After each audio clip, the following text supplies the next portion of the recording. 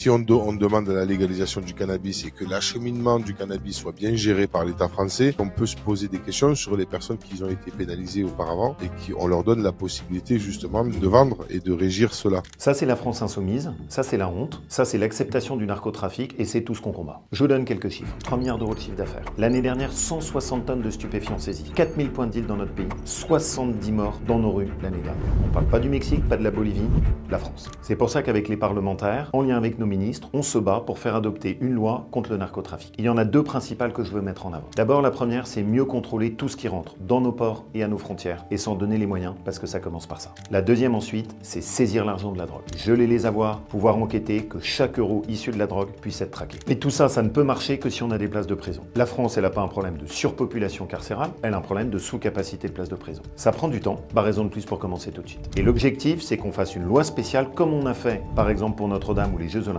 qui permettent de construire beaucoup plus rapidement. Lutter contre le narcotrafic, c'est indispensable. Il faut enfin s'en donner les moyens et c'est notre combat.